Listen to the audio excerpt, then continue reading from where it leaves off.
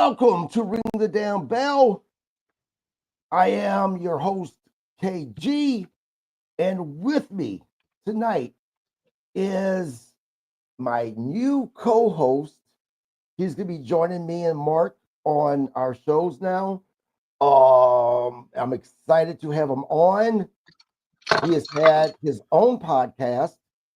David Mitchell, aka Dirty Mitch. What's going on, brother? All right, man. How you doing? How's things up in your neck of the woods? Up near what's it?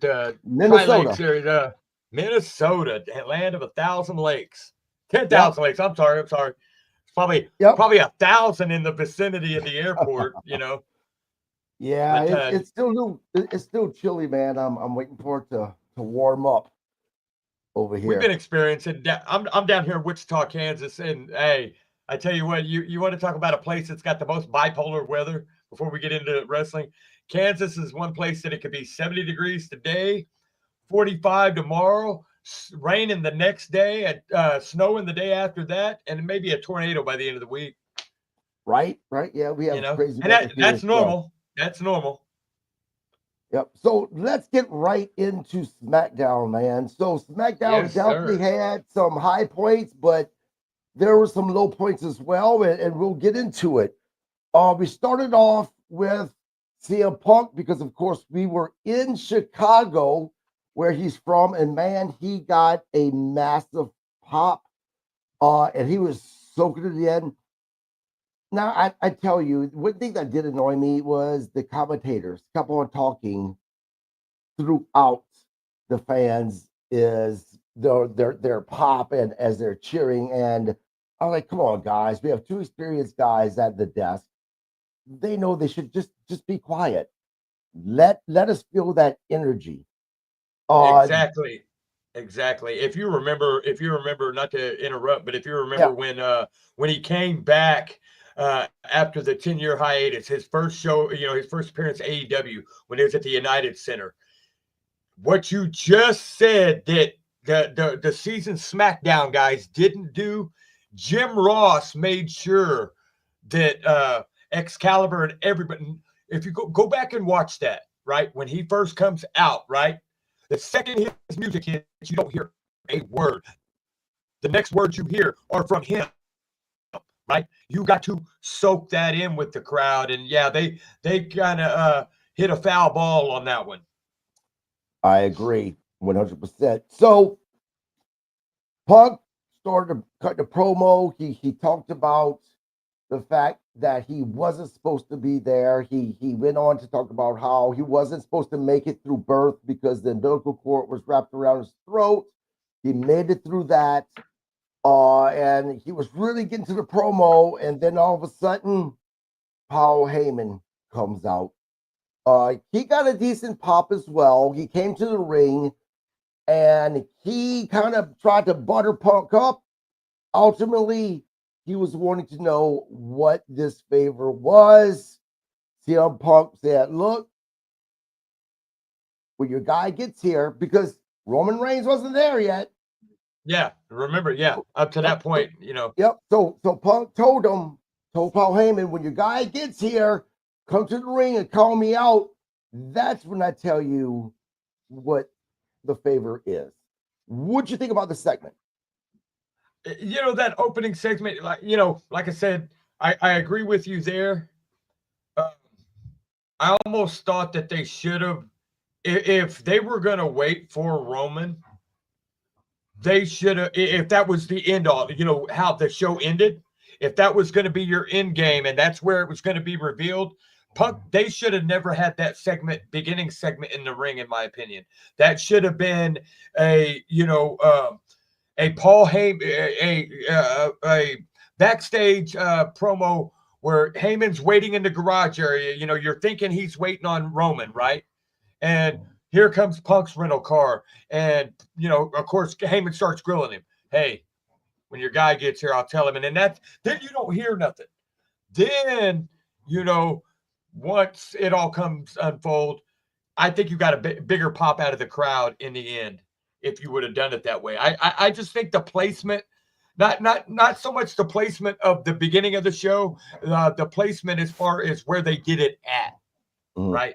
Because since it's just them two, like I said, they should have done it somewhere in the back, kind of in passing.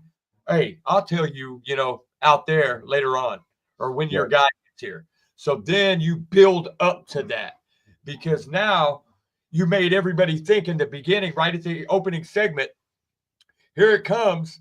Now, was it a letdown? No, because you knew it was going to happen later on. But like I said, it's kind of like a false start, like a track meet. We're ready for waiting for the pistol to go off, and one of us jump just a little bit, Yeah. right? So the reason why I disagree with you is because I think that having CM Punk out, being that we are in Chicago and have all of this set in place to happen, really set the energy for the night.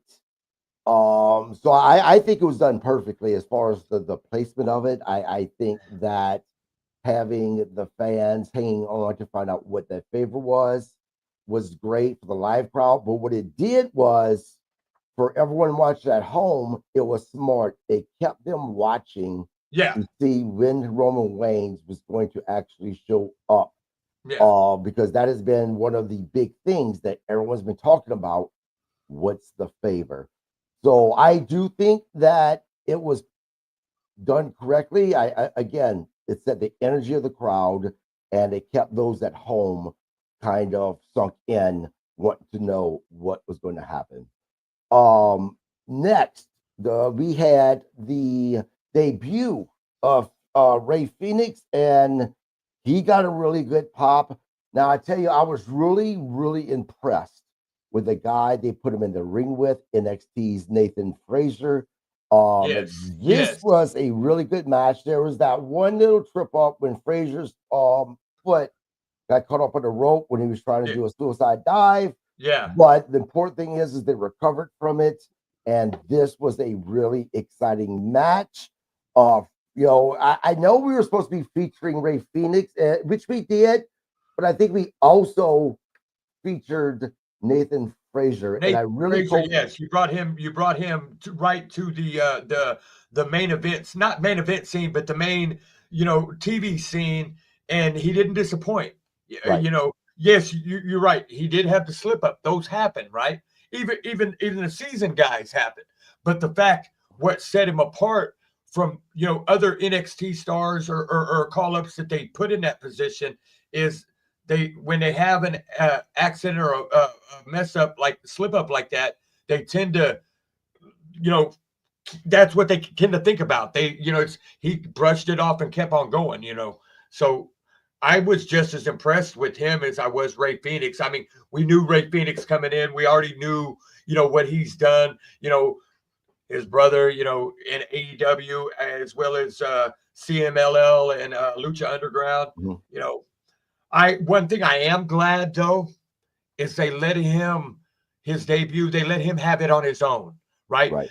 It wasn't no disrespect, but it wasn't against another luchador. It wasn't in a tag match that involved somebody. It was you were showcasing Ray Phoenix on his own, and that I think that's what helped too. Right. No, We I were agree. going to get the crowd. You were going to get the pop out of the crowd, even in Chicago from Ray Phoenix, because even as in his time in AEW, they were heavy in Chicago, and Hmm. him and Penta always got a good pop, in the Chicago's, the Phillies, and the New York markets. So to see him do that, and they did it in Chicago, sky's the limit. I just hope going forward, though, that for now, I would much rather see him by himself. Yeah, I Do agree. not couple him up until Right, needed. right. Yep, nope, I agree. So Phoenix ended up defeating Frazier. But look, I kind of see big things happening for Frazier in his career. He looks great. He's a great wrestler. So I think that we are witnessing a potential star. To your point, David, look, I agree. One of my biggest fears for both Pizza actually and Ray Phoenix is they wind up in the Latino LWO, or Yeah. they end up in another lucha tag team or Uh, actually. Phantasm with Right, Santos Escobar. right, right. Now, And right away, actually, we seen Santos with his guys during Ray Phoenix after Ray Phoenix's match. I don't mind that we're going to see that match next week, but again, I don't want to see Phoenix or his brother Penta in any type of a faction that no. involves other Now, Latino. now, if you have to, if the story calls for putting them two together as a tag team, I'm all for Right, that. I mean, right, that's money. Book it, and take my money right now. But like, yeah, exactly what you said. I do not want them to see them, whether it be LWO, Phantasm, whatever the rest of their name is, or even creating their own. No, right. it's either them two together as a tag team or them two separate on their own. Uh, almost, I'd almost want to see them on separate shows Yeah, they just to are on let them separate shows. flourish. Okay. They Oh, they that's are right. right now. Penta is Monday Night Raw. Mhm. I forgot about that. Yep, yep. Uh, Now I do think that sometime in the future we're going to eventually see the Lucha Brothers reunite. But I oh, agree, yeah. I don't want it right now. A I lot don't of want to people rush don't, it. right? A lot of people don't know this, but the Lucha Brothers, Penta and Ray Phoenix, had only been together for 5 years out of the many years they've been wrestling. So they have more experience as singles than they Hmm. do even together. And I Yeah. really want to highlight both of them as singles. I would like to see both of them have a single title before we go to that tag team and Tag. eventually have them win the tag team title. Absolutely. I have to totally agree on that one. It's cliche now that you look at they just like you said, they've only been teaming for 5 years, and look how successful they were in 5 years, Right. right? But they were just as successful two singles competitors. Now you look at tag teams, historic tag teams of the past, most notably the Hardys, the Dudleys, Edge Mhm. and Christian, right? Those were tag team guys that when they split, with the exception of Matt and Jeff, Devon was not, no disrespect to Devon, but Bully Ray was the world champion. Right. Um, Edge outshined Christian. Christian had to go to TNA to do that, right? But the point is, they were tag teams first, then split to singles. These Right. two guys are doing it backwards, but to me, it's like it's better. I, Yes. I, I Now, I would love, even if it's just one time, to see, and we've seen it before, but I'd like to see it on a big venue like WWE, Penta against being Ray Phoenix. I would yes, really love to see that match. I think it would be absolutely phenomenal. Next we go to Tamatanga with Solo Sikoa and Fatu. They're backstage. They're talking to Braun Strowman. LA Knight comes out, they get into a little bit of a squabble, which then led to the to that match. And the match was fine. uh I am just not a big Tama Tonga fan. um and yeah, I mean, I I definitely think that it's going to be Fatu that is the breakout star yes. when Oh, that kid breaks out. Yeah, absolutely. And if I let me see if I got no, it's glued. Well, not glued. It's taped to the. I was going to show a picture. I've got a autographed 8x10 where Jacob Fatu, when he was doing a show for GCW, and he's Samoa dropping Mark Briscoe. Right. yeah. I met Jacob Fatu back in 2021 here in Wichita on an indie show. Right. You talk about super cool dude. And, I'm not going to put his business out there, but everything that he says, Right. and you've seen the old videos, the MLW promos, drinking and smoking. Yeah, we had a good time. I'll just tell you that. And the fact that I didn't talk about him, right? I Mm. approached him talking about his dad, right? Oh. And that kind of shook him because his dad was in a movie back in the early 80s with Roddy Piper called Body Slam, right? Mm-hmm. One of the very early movies that people don't remember that had actual pro wrestlers playing pro wrestlers, right? This wasn't a Hulk Hogan, or a Roddy Piper and They Live. These were wrestlers playing wrestlers. And so when I brought up that conversation, he, we instantly just kind of bonded and talked. Right. But I knew once they signed him, it wasn't just a matter of if, it was a matter of when, right? Right. Yeah, and now during that match, we did see Sokola, I mean, get in there to do the distraction, but ultimately it ended up backfiring, having LA Knight win that match. Now I'm curious to see if this is going to lead to Tama Tonga and Solo having this wedge between them because of it. Because we already know that there's issues between Fatu and Solo. Yeah. So I don't know. I'm really curious to see how all of this is going to eventually break down once someone turns on the other person. I think to all of that point, to kind of sum it up, we're talking about Jacob Fatu being the breakout star, and this is where they need to go. I think sooner than later he needs to take the U.S. title from LA Knight. I no disrespect to LA Knight. I've loved LA Knight, Eli Drake, dummy, yeah, back in those days. But him having the U.S. title is slow. It's almost slowly like the U.S. title is falling back to obscurity the way it used to be, right? But I think giving it to Jacob Fatu and his storyline and feud, eventual possible feud with Solo and Tonga, whoever, or does the Tongans, does Tongaloa come back?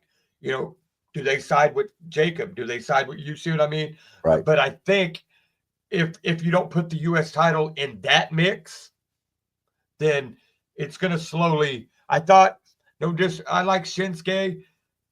Moves are cool, matches are cool, but character-wise, I just could never buy into him. And I think when they let him beat LA Knight, nobody was buying the Shogun Shinobi character Rebirth. So I think that kind of killed any momentum that the U.S. title had. And like I said, and this is my thing though, with both actually Shinsuke and LA Knight, I kind of blame creative because LA Knight was like way over hot. at that time, and he still gets a pop now, but not like he used to be. And I just don't think that WWE capitalized and used LA Knight the way they should have when he was that hot. And the same thing for Shinsuke. I think that Shinsuke could have had a massive push because he was hot as well, and they just didn't capitalize on those guys. Now, when it comes to Solo and Tama Tonga and Fatu, I do believe that Tama Tonga is going to be with the guy that's going to end up being the heel when this turn happens, which I do believe is going to be Solo because it doesn't matter who Fatu is going to get. The fans chant his name, so he's going to wind up being the baby face. Unfortunately, Tama Tonga is going to be used as kind of an enhanced talent out of those three. He's going to be the one. If that's the way they go, and as they should, because especially on the mic, not just ring work, where I think Jacob Fatu is head and shoulders above the rest of them, but his mic work compared to Solo, obviously both Tongans, right? So that makes him the natural baby face. Plus the crowd, it doesn't matter who he's in, like you said, who he's in there with. When he's got that mic, the crowd's cheering, they're listening, they're not on their hands, right? So I think what'll be interesting though is if they do that, does Jacob go solo and stay solo? No pun intended, but I mean, or does he pull in some help, right? No, because hold on, because they still have, and I thought he was signed, but not sure. But Tama Tonga and Tagaloa has another brother, Hidiglio, or I believe Yeah. his name. He's like 6'6", fucking jacked, right?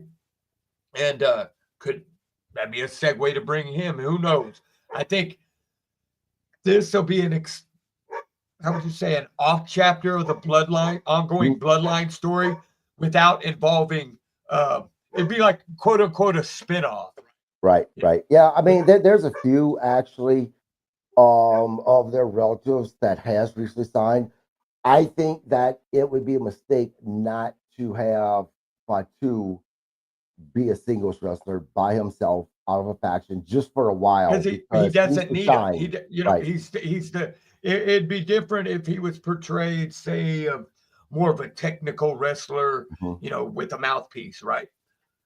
Like a Bret Hart. Then you might need Right. a couple other people, right? But you're, a savage, and literally and figuratively, So it's kind of like a Brock Lesnar. Brock never had a. Tell me one faction Brock Lesnar Right. was ever a member of, right? Right. Exact. Right. My point exactly. Yep. So now I apologize, guys. I forgot to put this in my notes, so I can't remember where it fell. So I'm just gonna say it now. At what point of the night we seen Paul Heyman waiting for Roman Reigns to show up? Um, they go to interview him. He takes the mic, gets into the camera's face, and basically says, "Whatever the favor is, whatever." See a Punk? It's yes. The answer is yes, yes, yes. And then we see a vehicle pull up. Roman Reigns assumes that is going to be. Paul Heyman assumes that's be Roman Reigns. It turns out to be Seth Rollins. Seth Rollins comes out and says, "Look, I'm going to be out there. There's no way I'm missing this. No way at all." I like this segment. I thought it was funny. And I like seeing that side of Seth Rollins, where he's kind of lighthearted, which he was throughout the night, and we'll get to that. I like this. What about you? I did too. The only thing that could have made that even more funnier or even better is if it would have took place closer to catering, or if Mhm. even when Seth hops out of the car, he's got his bag and he opens his bag, he's saying, "I'm not missing this. I've got my popcorn, I've got my, Right. pickle, my, whatever. I'm ready for this." And, you know, we'll get to that in a second about the actual segment, but not to allude, I'll pin that comment and that thought, right, about him, Right. how more comical, like, I'm involved, but I'm not involved. I want to watch this just as much as everybody else, right? That was the attitude, like, Right. hey, I'm here to see the drama just like everybody else, right? Yep. Yep. So next we go to a terrible segment, and there's no way around it. Charlotte Flair and Tiffany Man. Stratton. I don't know what happened. I would have never expected to see a Charlotte Flair getting that unhinged because of a crowd that is just booing the shit out of her, which they were. Yeah. But it was horrible. I mean, but even Tiffany, you know, I don't know what's going on with her, and I've said this so many times since this whole storyline has begun between her and Charlotte, but I don't think Tiffany is ready for this. Um, she's not getting across as the baby face that could get the best of her with the promos. She seems like she's lost in the moment.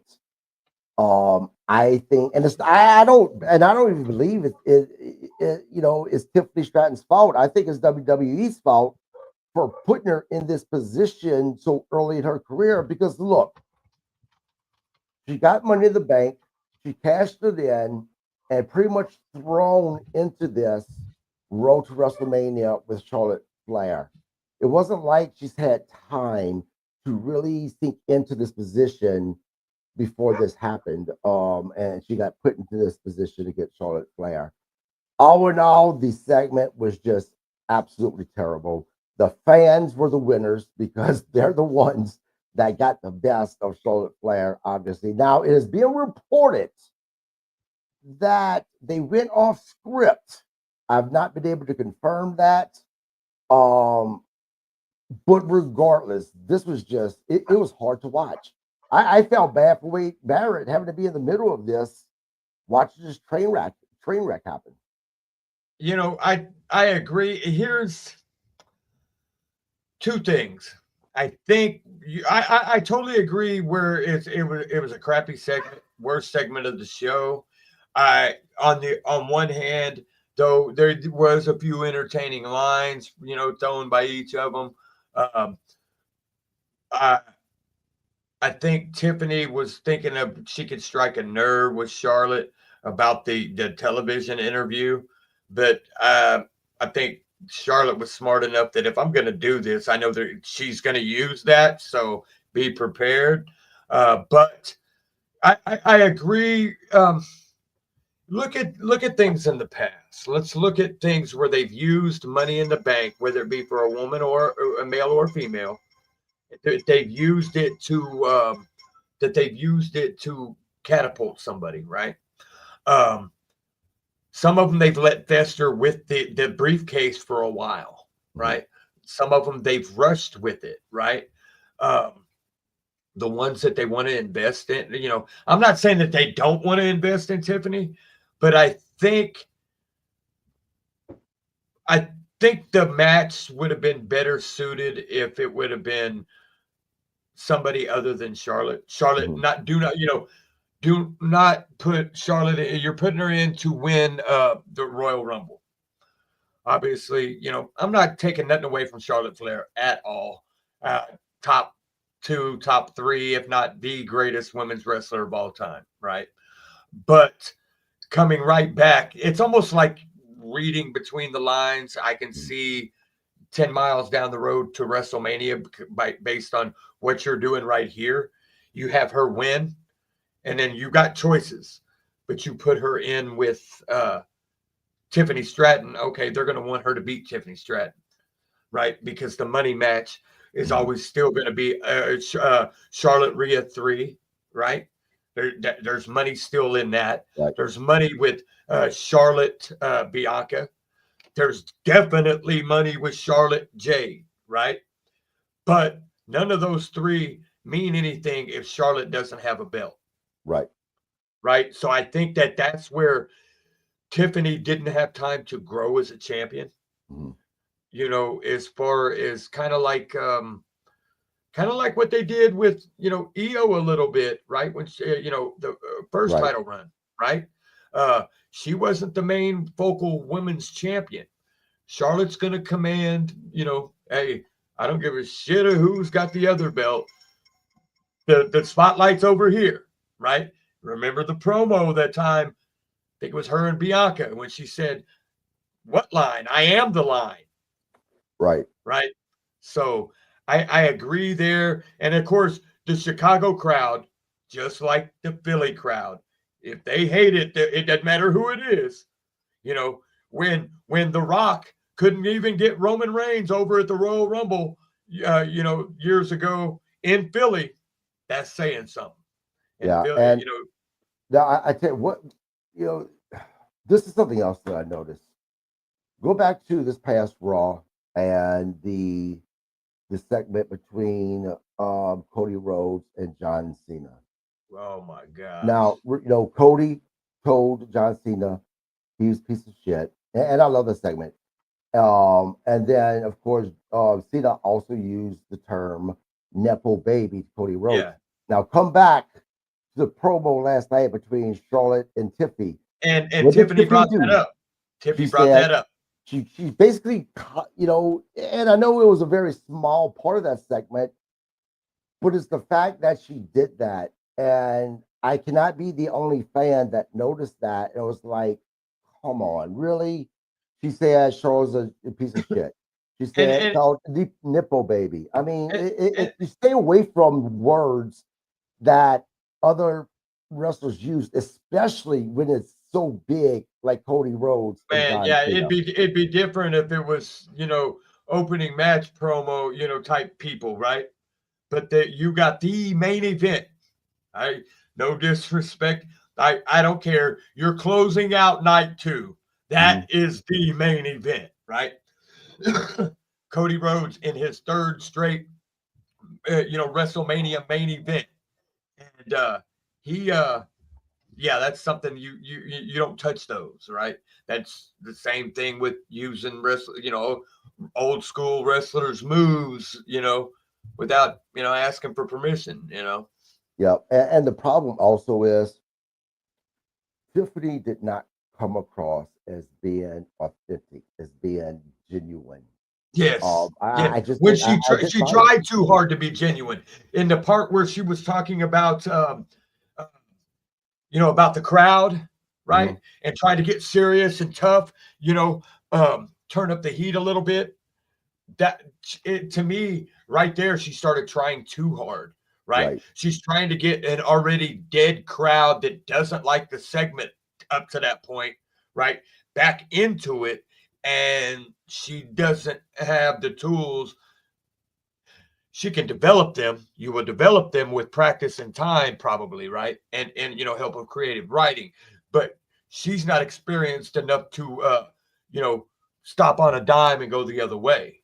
right, right. And that obviously showed. Now we talked about Tiffany. Now let's go to Charlotte.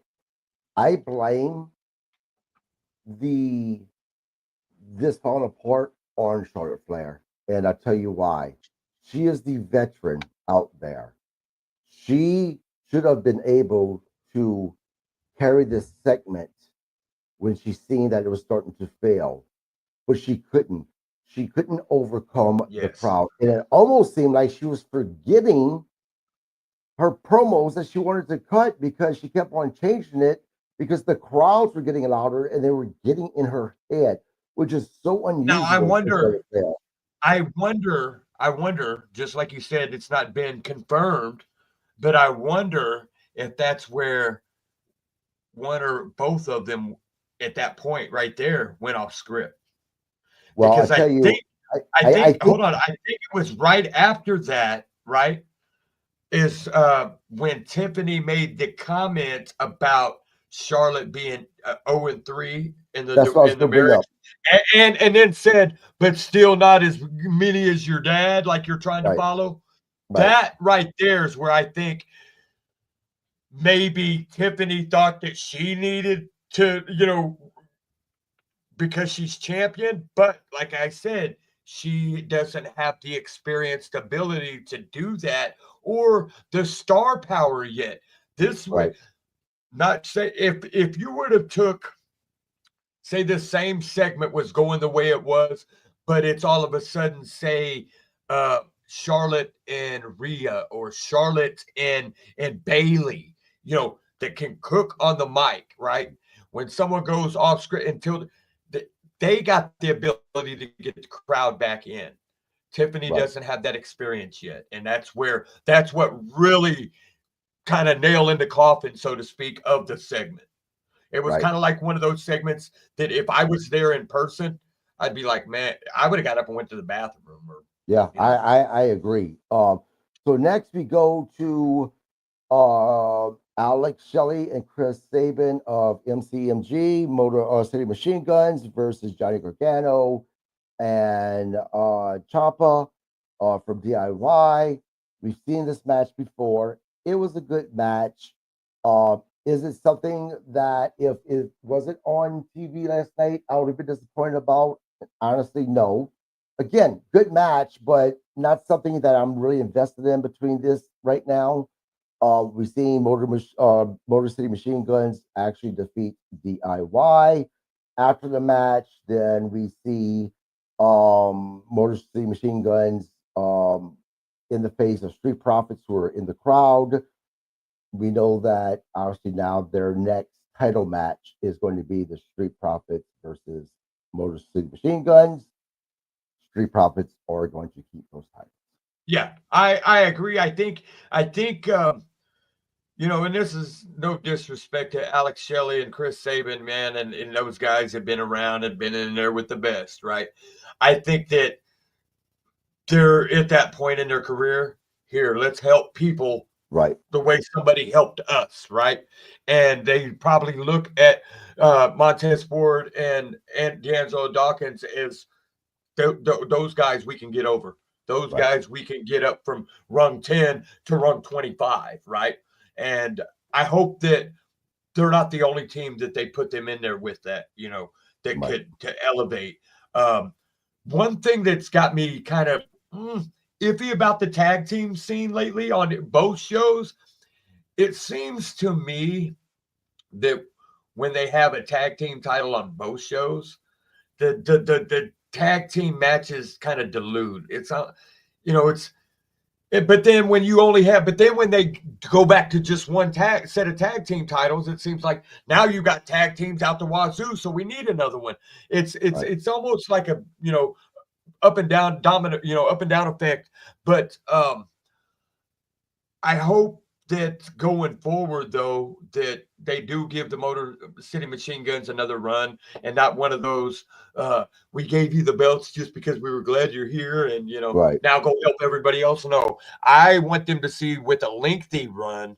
You know, they can have. They deserve and they've earned a run of what they've done in the tag team scene in the last 20 years. They deserve to have a run like Brian Kendrick and Paul London. Remember, Hmm. does anybody remember that they were tag team champions on SmackDown for almost a year? Yeah. Yeah. Right. Yep. So I Yep. mean, Yeah. I they, mean, I WWE definitely needs to build up their tag teams. Their tag teams are almost non-existent because they're just not featured very much. Right now, as far as I'm concerned, the titles really don't mean a whole lot because of how it's been featured. I would really love to see the tag teams in WWE be built up to the point that you're excited to see them. We're having tag team championship matches on Raw, SmackDown as main events. yes, That's where I would really like to see them build back up again. yeah, and I think they're when you got a roster that has CM Punk and Seth Rollins, and then depends on which way you're going, Cody Rhodes, things like that on Monday Night Raw. I do like the way the War Raiders, Viking Raiders, whichever way you want to call them. I love the way that they're getting portrayed now. I think the tag team scene on Monday Night Raw is a couple steps above SmackDown, even though I think the Street Profits could hang with anybody on Raw. Same way with the Motor City Machine Guns. But yeah, I would much like to see some leveling out of the tag team scene on both shows. Not Yeah, just SmackDown. I think part of the problem is that I think this is the first time since the Attitude Era we WWE actually has a really stacked roster full of stars. Yeah. And for those who are listening, I am not comparing the Attitude or today to the Attitude Era as far as wanting the Attitude Era. That's not what I'm saying. I'm saying No. that back during the Attitude Era, they had a roster full of stars, Top to bottom. and that's what we're witnessing again right Yeah. now. So it's hard to get everybody in that we want to see in right Yeah. Because,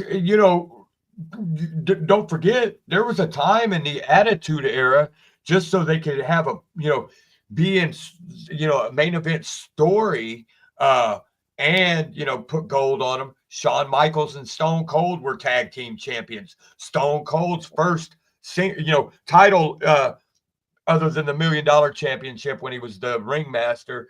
His first real title was the tag team titles with Mick Foley, Dude Love, right? That was the premiere of Dude Love, But I agree there. They do have the talent roster from top to bottom. Yeah, I agree. You do have to put some things together you normally wouldn't. I just I hate it when they do that and they push well, like where they pair a Steve Austin and Shawn Michaels. Now an established tag team that wrestles normally as a tag team has to take a step back. now. Right. That's what I don't want to happen now. I think you have enough established tag teams Mhm. that you don't need to do that anymore.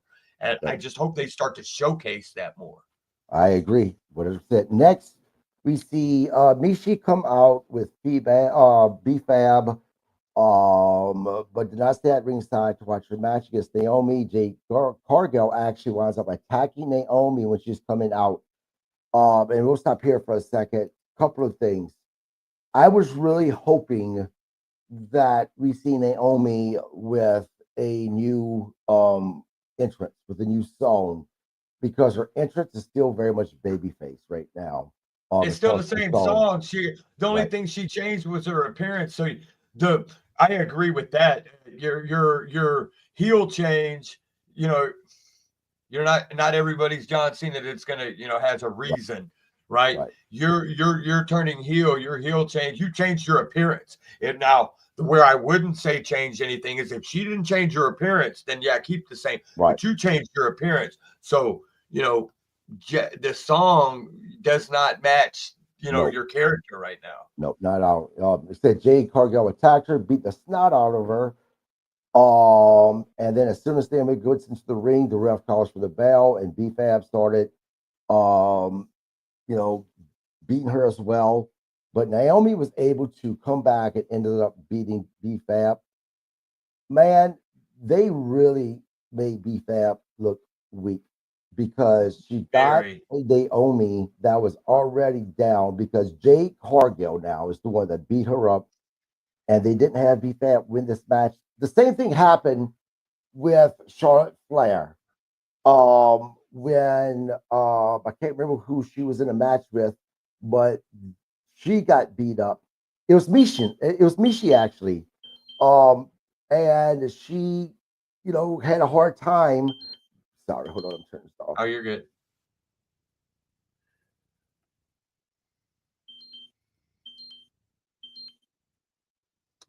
And Charlotte Flair had a hard time beating Mishi after Mishi was attacked. When you do that, and these people who are they're going against can't beat them, you make them look weak. I don't like this. Have Jade attack Naomi after the match. Yes. Nonetheless, Naomi got the win. Look, I But then prefer but this then Naomi. Hold on a second. I prefer this Naomi over a babyface Naomi. oh, I think that absolutely. appearance looks great. I think she's doing a good job. They just need to change her music. This match was just okay for me. The match was okay, but the after the segment when Jade came back, when she called Jade back out, Right, right?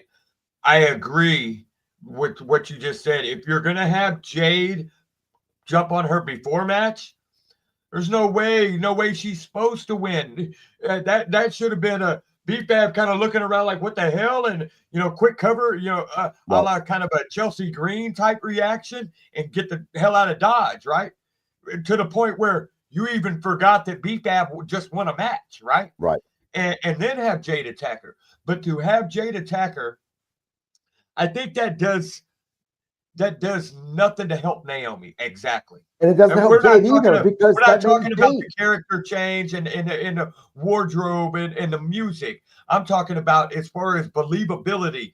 right. Actually, you're hurting Jade Right. You're as hurting Jade as much well. because look, you're portraying Jade, and obviously so is this Superwoman China type figure, right? Badass. She's taking everybody out. She takes out Naomi. Naomi somehow comes back, wins the match. Then you bring Jade back out to annihilate her, Right. right? Try to annihilate her again. Like the believability, it's kind of like whose character you really want us to get behind and believe because you Right. did nothing for me to believe in Naomi, right? Hey, I would have much rather believed in the character and have been much more heel-ish if she gets jumped by Jade. Naomi loses the match. Then Jade comes back out and jumps on her more. Then, she returns the favor to Jade the next Right. time Jade's in the ring, Right. right? Yeah. Or Jade's in So a promo, right? the big takeaway from this was we're going to have a WrestleMania match between Jade and Naomi now. which I think is going to be a decent match. Um, but I tell you, I'm just being honest. This isn't a match that I'm like, oh, I can't wait for WrestleMania because I want to see Jade versus Naomi. The only It's a reason, filler match, is all hey, it is. yes, hey, if we were in the old format where WrestleMania was only in one day, right? That would be a pre-show match, Right, right? That would be a pre-show match. Um, but because it's Jade Cargill, it would have been opening match, right? Because they're going to want her on TV, on pay-per-view TV. But yes, other than seeing Jade Cargill, hey, I'm more excited to see her WrestleMania outfit than I right. am to see the match, right? I I agree. now I do, while we're on the subject of Jade Cargill, and it was her whole knock in her AEW run, and no no discredit to her, is the people that were handling her in AEW. And this isn't a knock on AEW. This would have been if she would have started out in WWE this way, but it was like they didn't put her in the right places with the right people to learn her craft. And now she's in the right place where they don't have to rush her because they got so much talent around, right? Right, And you can still spot bring her in the way they have, right? She's still up till now. She hasn't been on her own. I'm not saying right, Bianca carried her, but she needed. It's kind of like the rookie quarterback coming out of the draft, sitting behind that vet. Even though we know that rookie's better than that rookie's still going to learn from that right. vet for a year. Yeah, So I and like the Jade is development. she's definitely a better performer than what she was when she was with AEW. Now, next, this is the part that I'm still scratching my head about. Kevin Owens came to the ring. Nick Aldis was out there, and he said that he's been dealing with a neck injury for a few months and now needs to get neck surgery. Now, I tell you, um, I was like, come on. I'm like, this has to be kayfabe. And then when Kale was leaving and we heard Randy's music, I'm like, okay, this is definitely kayfabe. Yeah, Randy's going to attack KO. But that didn't happen. They kind of looked at each other. Randy went into the ring with this confused look on his face as KO left. Now, it is worth mentioning that Kevin Owens and the fan actually got into it. seen that. I haven't been able to really read what really happened in wrestling news yet. Soon as, and I know something's come out, I just haven't had a chance to get to it. As soon as I get to it, I'll talk about it on a later podcast. So then we see Randy Orton comes out. Nick Aldis informs Orton that he's no longer in a match WrestleMania because there's nobody to put him with. And then we see Orton hit him with RKO. Now, for months, there has been rumors that Nick Aldis was going to come out of retirement, that he was actually cleared to have a match. This is the first time in my recollection that I've seen him take any type of a pump. I am now wondering if we're going to see Nick Aldis versus Randy Orton at WrestleMania, or if this is some type of a swerve that KO is going to get involved. I don't know the real situation with KO. If he really does have to have neck surgery, though, and this takes him out for a long time, supposedly they don't know if he'll be able to make a comeback. I have to tell you that my heart goes out to him and sending them positive thoughts. I don't want to see KO out at this age, and at this stage of his career. Time will tell if this is legit or a case or something, kayfabe. With and I don't want to make a light of it because we've seen storylines like possible serious Right. injuries turn out to be kayfabe, right? If it is Kate, boy, they got me hooked, Oh, hell right? yeah. And Good here's the job with this other kayfabe. here, here's the other thing, and here's where that illusion is evolved. Uh, if it is kayfabe, they're touching all the bases to make sure that it's not. Right. Right? Putting out this report. I seen one earlier today while I was on my lunch break where it was supposedly Kevin Owens giving an interview to somebody breaking down the timeline of when he thought the injury happened, right? And here's my thing. So this injury supposedly happened 2 to 4 months ago, right? Is according to this. Right. If that is it, and we've seen him, okay, so 2 to 4 months ago would be anywhere from February to December, right? As far back as then. He had a ladder match that was, out of this world with Cody Rhodes at the Royal Rumble. Brutal. He had possibly top 3 match of the year with Sami Zayn at Elimination Chamber. If it's real, I don't think that they would have went past Elimination Chamber to even build up this Orton match. Right. Now, if it is real, obviously Godspeed to Kevin Steen and his, that man, does this to put, food on the table for his wife and kids. And it doesn't matter if you cheer him, boo him, or whatever. It doesn't matter what happened with this video with this fan, if the injury is real, Godspeed to him.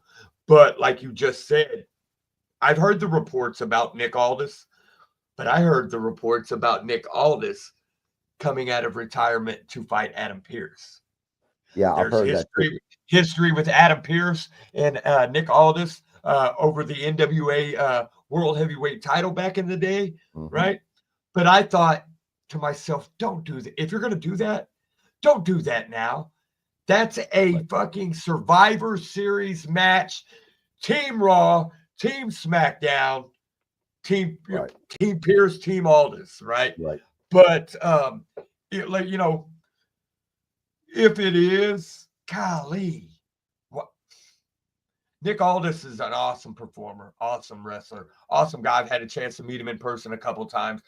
Actually kicked it with him, hung out with him and Mickey James at the Whiskey A Go-Go in LA during WrestleMania 39. But it doesn't make sense, okay, Orton attacked him. Orton's always been a thorn in his side, fines or whatever. There's no build up for this. Right. I would much, I don't know. Yeah. I would much rather them not have one and have Randy come out and get involved in somebody else's shit. Yeah. Yeah. I agree, but we'll see. Next is the main event as far as the wrestling aspect goes. It's Fatu and Strowman. And look, nothing against, I love Fatu. Strowman, he's entertaining. This is what their third match now, and I've just not been invested. I know people love to see two big guys going. These two big guys. Lots of meat slapping around, to take a phrase from Mark Henry. Yep. I've never liked any of their matches. This match, there were some good spots in it. Ultimately, Fatu defeated Strowman, which I knew that was going to happen.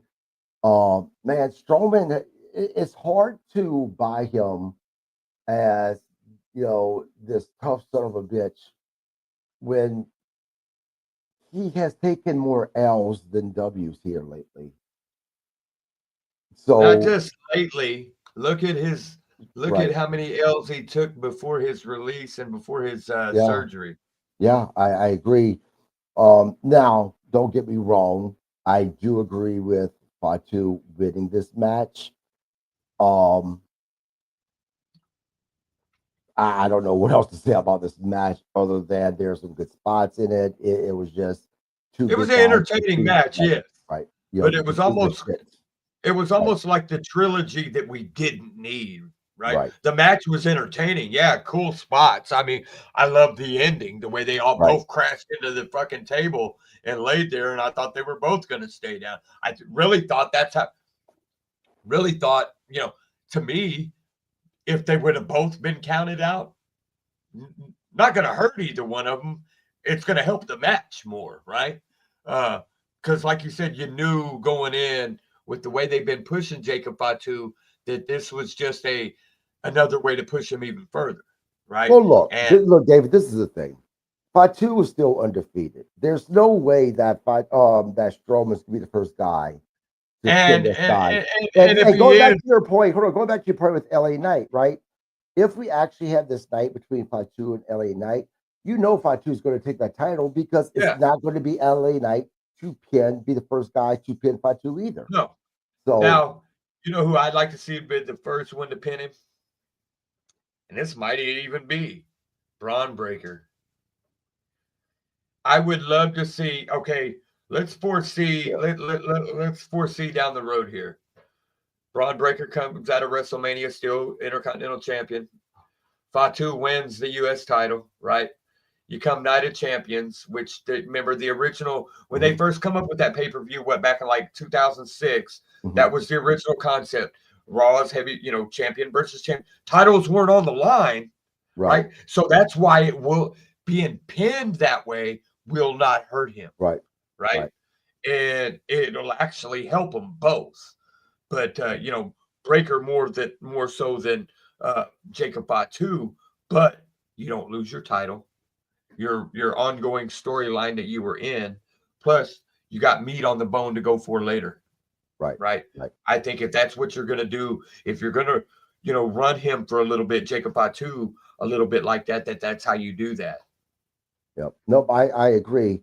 Next was the closer of the show, which was the tribal chief coming to the ring. Now, when he got there, he ignored Paul Heyman and just beeline for the ring.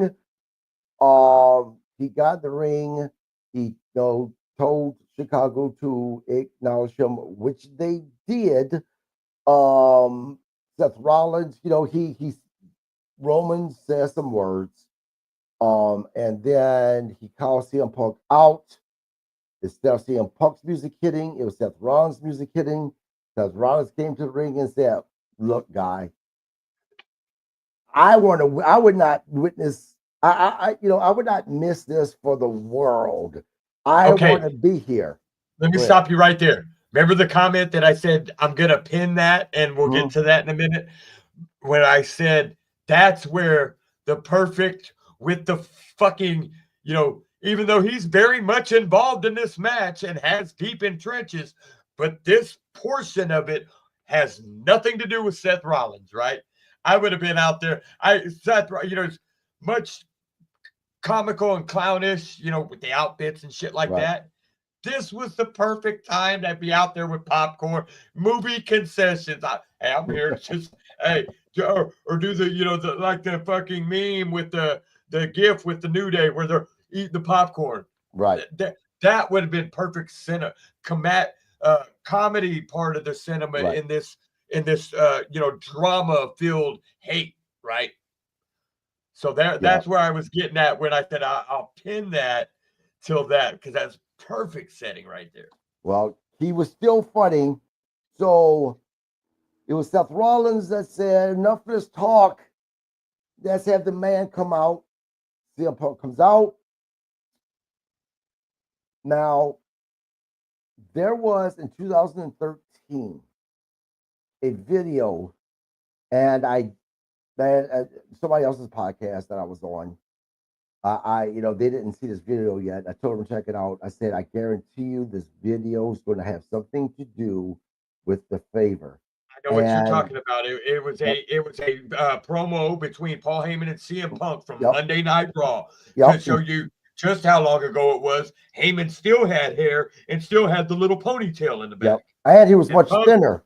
yeah, and Punk was that was when Punk was kind of trying to sport the Hugh Jackman Wolverine look. Yep. 2013. Yeah. Now, what this video basically was Paul Heyman saying, "Look,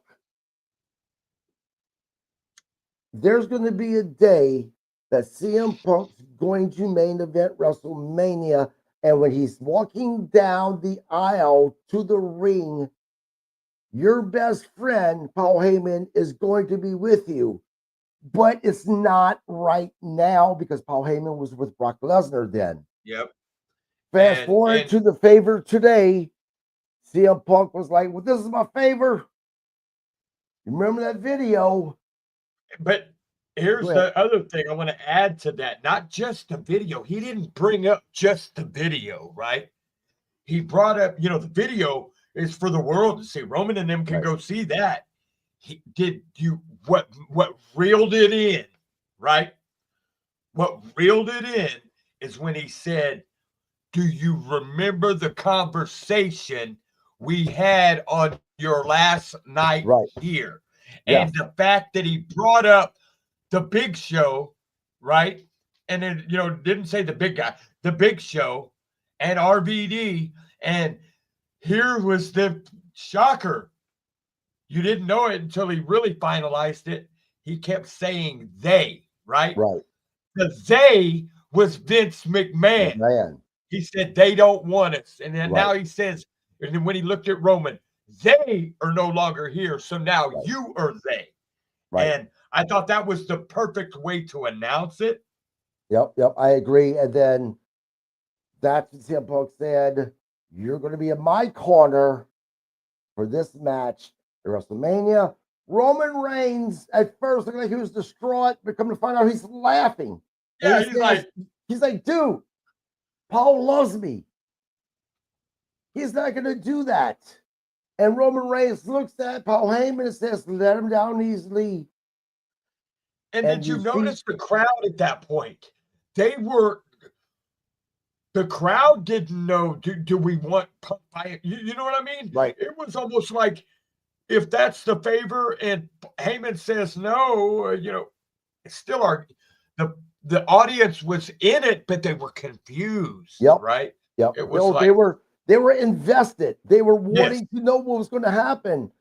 Just as much. Paul Heyman looked like he was crying. Roman Reigns wiped the tears away and says, told him, stop crying. Tell this man, this is your last opportunity. If ever gave Oscars for wrestling, Paul Heyman has to be the first. Yep. Paul Heyman puts the mic to his mouth slowly and says, no, my tribal chief, I can't. Now, that was all great. But what really got me was Seth Rollins laughing his ass off. Oh, that was great by Seth Rollins. Great. Perfect. Okay, if I had to give an MVP, an unsung MVP of the segment, that whole promo, Seth Rollins. Because after all of that, when Roman it was the attack that CM Punk did was kind of cheesy, right? Right. I mean, we know you got the freaking mic in your hand. We hear, I would have much rather you threw the mic down or than kill the mic and you hit him. Either way, here's what would have made that one thing would have made that segment better, right? Seth continues to sit there and laugh his ass off at Roman after Roman gets the GTS. And because he made the promise and he told Roman no, Heyman leaves with CM Punk. Because we now know that that's the favor. He is going to be in his corner. I mean, or if I am, here's if almost, how would you say, if we had a segment on this show called If I Had the Pencil, here's almost what I would write between now and WrestleMania. Paul Heyman's not seen with either one of them. No, Seth Rollins. He's not seen with him yet, right? Because I still think deep down inside, the heel in me, right, still thinks that that's where Heyman's going to leave with at the end of night one, WrestleMania, is he's walking out with the winner, Seth Rollins. Now, I am a diehard CM Punk and Roman Reigns fan, but I am also I love creative writing. I love long-term storytelling. And, I grew up, I'm my mother's oldest child and only son. I grew up in a house full of women. Me and my grandpa worked, right? So I was stuck watching soap operas, in a one TV household. And if you grew up, I'm 49 years old. So, if you grew up in that area, it's kind of like rainy day. Well, I guess, watch what, you watch what they watch. But anyway, I learned the long-term storytelling that soap operas taught, right? Which is all professional wrestling is. It is a good long-term storytelling, right? And I still think when you listen to other things from the past, promos from not just Paul Heyman, but Seth Rollins as well, and even Roman Reigns when they were talking 2 years ago at the end of WrestleMania 39's press conference. He didn't mean, excuse me, him being undisputed champion was just in the sixth inning. He's talking about, or the third inning, or whichever inning they said that time. He's talking about the bloodline story, right? So now Heyman, the wise man, the best friend. So now, do we see a cheesy, eventually CM Punk, Roman Reigns kind of mutual alliance? Who knows? But it's still intriguing story, right?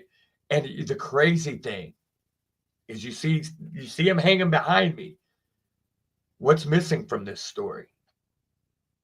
The story is what I mean is the story is so freaking good. Right. It does not need a belt. No. It is a fire story. And that's when you have the best stories. When you can have a story like that the people in the crowd are invested in, and it's not for a title, right? Man, so you haven't even scratched that surface, and that's that's later for the summer. Yep, and that's how you have that ends. Problem. That's a good problem. Oh, absolutely, and that's how the show ends with CM Punk giving Roman Reigns the GTS, and a very distraught Paul Heyman outside of the ring, laying on the ropes, crying because he's so distraught and so turned in torment about what to do, because there's his tribal chief with his best friend as well, CM Punk. Ultimately, the show as a whole, I would give it a B-. I'm giving it a B- just because of the mess with Charlotte Flair. Oh, and I did skip one segment. I'm sorry. Backstage, we seen The Miz and Carmelo Hayes with Pretty Deadly. I'm sorry, guys. Pretty Deadly will not go over as baby faces like they're trying to push them. They are a heel team, period. Natural born, heels. It's kind of like when you try to take a natural born baby face and force them down to people's throats as a heel. It's not going to work. And Jack Perry's a prime example. And their push is going to hurt because of that. Right? If you would have just kind of like leave them well enough alone, if you'd have just left it Novocaine, give it time, it'll work, right? Right. But this is the here and now, and then just like we alluded to earlier in the show, when you have a roster where you can just basically pick and choose, people do get lost in the sauce, unfortunately. But I tell you one thing I like about having this roster, and one thing I've noticed, a lot of the guys that are still there before they've had this stacked roster, they've gotten better because they know they have to. Yes. We're seeing them perform better because now they know that they actually have competition. And although professional wrestling is predetermined, people don't think that there's real competition. And you're crazy because their competition, it may not be the competition of fighting and, I'm going to win, I'm going to beat Trash in this match. No, the competition is actually being able to get on TV and continue to be successful and be remembered and make the money. Yes, and not only be, nobody's going to buy your merch if you're not on TV. Exactly. You know what I mean? And for real, you just hit the nail on the head. It doesn't matter. Hey, look, I remember Jim Ross was quoted as saying, and I want to say this was on that cheesy documentary Beyond the Mat, right? Mm-hmm. He's like, I don't care who they cheer for. I don't care who they boo for. All I care about is an ass every 18 inches. So that's where the competition is, because in order to get those sponsorships, get those commercials, and get those, and get those collectors cups and posters you see of the Wyatts on the back, you got to get on TV. Right. So that, yes, that is where the competition. And just like I was telling you, when we first spoke on the telephone, I worked in radio. Radio is a cutthroat business, just like professional wrestling. Radio is a business that, just like wrestling, that you don't share your ideas unless you're ready to either execute them or allowed to execute them, right? I had a case in point real quickly, an incident at a radio station I worked at. And I was board hopping for an independent baseball team here in Wichita. And this is when Facebook Live first started happening, right? And just to chat with my friends, I'd go live, right? Well, here I am getting 500-600 views during an 8-inning game. I'm like telling the station, like, there's onto something.